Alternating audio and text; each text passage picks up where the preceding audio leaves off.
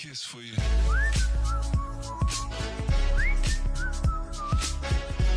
So today we're going to be talking about Geforce Now and really my experience with Geforce Now. So first off, if you're wondering what Geforce Now is, it's a cloud gaming service, a subscription service that you can pay $5 a month or more for, and you can get access to your games that you already own and play them on NVIDIA's cloud servers, and you don't have to have like an expensive PC or a console or anything like that. You can basically play it on your old Lenovo laptop or whatever. The main advantages are, of course, you don't need an expensive PC, and you don't have to wait for updates and downloads, and you can get things like RTX. So first thing we're going to talk about is downloading and installing the NVIDIA sort of launcher thing. So basically you go to nvidia.com/GeForce and you'll see a couple options under download. Now the original subscription model is a free model, which is completely free. You don't have to pay anything, and you get 1 hour sessions and to like wait in line, wait in the queue, and you'll get RTX. Or there's a paid $5 a month options that you have 6 hour sessions at a time, no waiting in line for a queue, and you have RTX, which is enabled. But you can just download it for free anyway. See this screen at the top when it's effectively downloaded. It won't have any games, unlike mine that has a library of games. This won't have any library of games. It will just be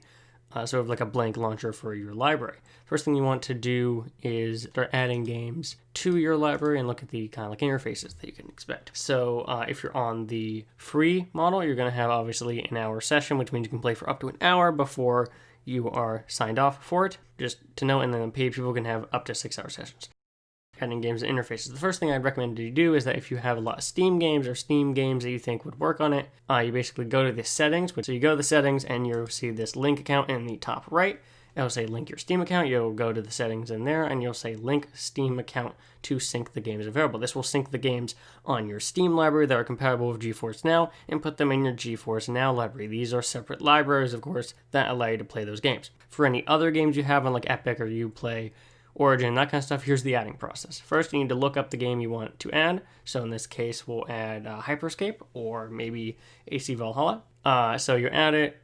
Underneath where you type in the game, it shows the platform that's playable underneath. In this case, it'll be Uplay only, or Uplay and Steam for AC Valhalla. So you have to own those platform. You have to own the game on that specific platform. So for instance, if a game is only available on the Epic Store or Epic Store on Geforce Now and you happen to own it on Steam, you can't play that game unless you also own it on Epic Store. It's a game that you think, oh, I want it, but I own it on a different platform. Wait a little bit, and it'll probably show up there. So once you find a game you want to add to your library, first time setup a Geforce Now, you need to make sure you own the game, which prompts whatever launcher the game is on, and it'll open up in like a special window. And you'll need to actually download the game to the PC. This is just like a fake download. It doesn't actually take up space on the PC, so you can then hit play from Steam like you would normally any other game on Steam. This only happens the first time. You can just go into the library, hit play, and it should bring up the game automatically. The currently supported launchers of the game, if you're curious, are Steam, Epic, Uplay, the Windows Store, and Origin or EA games.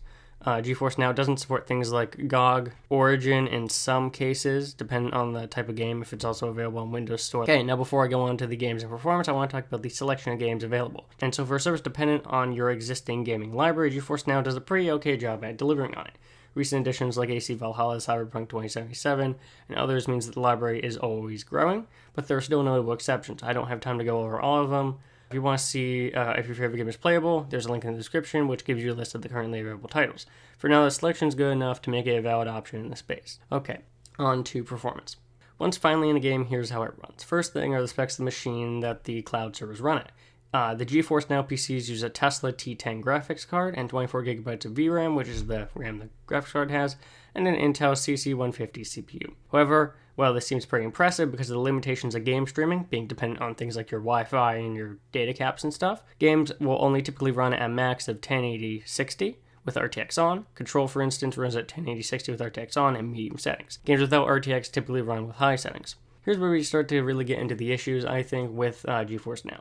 So most of the footage that you're seeing here isn't mine because I didn't have the forethought to record my games. So Game Tech Planet has some great examples of what we'll be showing here. Some of the times the games run very well, there's not an issue, but that's pretty much not the common. Right, Death Stranding, as you're going to see here. By the way, if you have motion sickness, just be careful with this section. So Death Stranding is technically playable and running at 1080p, but as you can see here, there are frequent stutters and bitrate crashes where everything crushes in and it looks very blurry. Large parts of my games were like this as well. I tested a number of different types of games. Control, which is a first-person shooter, Divinity Original Sin 2, a top-down RPG, Rogue Company, which is a hero shooter FPS, Legends of Runeterra, which is a card game, BDO, which is a large-scale MMORPG, AC Odyssey, among others. And I listed a wide variety of game types. So my thoughts would be that traditionally harder games to run, like MMOs and that kind of stuff, would actually freak out more because of the amount of data having to be sent in across the servers and stuff.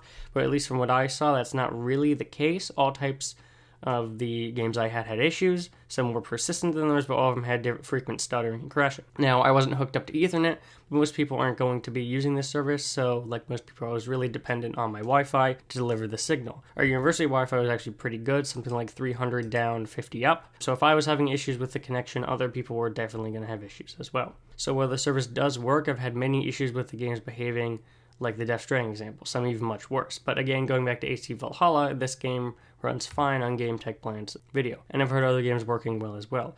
Mine do work well sometimes, but you don't get more than 15 minutes into it without some kind of stuttering and crashing.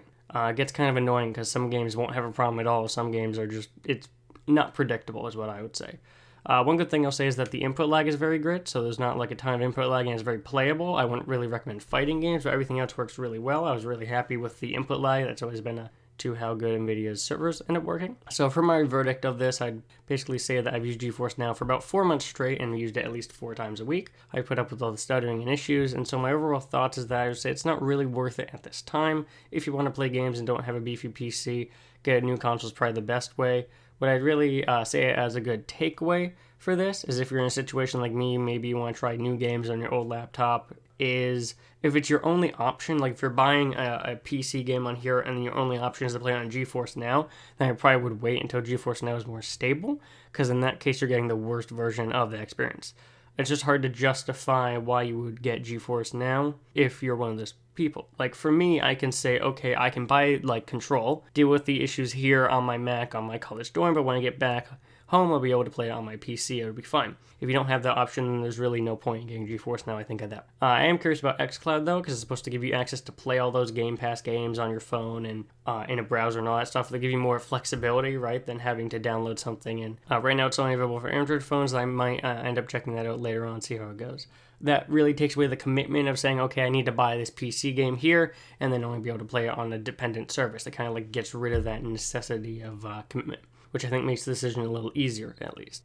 Yeah, it's only $5 a month. It's only $5. It's not like an annual subscription you can cancel anytime, which is really nice. If you like see that you pay $5 and it's like, okay, the issues are like sustainable for me, then great. But else, don't worry about it. If you found this video helpful, make sure to hit that like button, all that stuff. But yeah, if you want to see other videos or like comparing and talking about my experience with the different products, then make sure you comment down below. But yeah, that's really ultimately my experience with Geforce Now, is that I think it's not really worth it at the moment, and it's going to get better overall package. It still needs a little bit more time in the oven.